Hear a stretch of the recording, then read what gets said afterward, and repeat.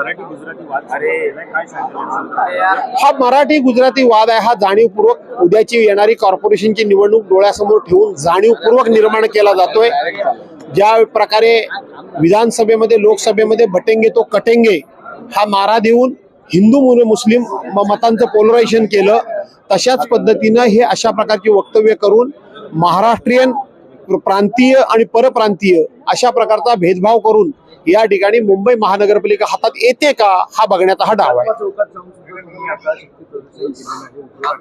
असा या मुंबईकरता महाराष्ट्राकरता ठाकरे घराण्यानं 4 पिढ्यांचं योगदान आहे। प्रबोधनकार ठाकरे, बाळासाहेब ठाकरे, उद्धव साहेब ठाकरे आणि आता आदित्य ठाकरे यांचं योगदान आहे।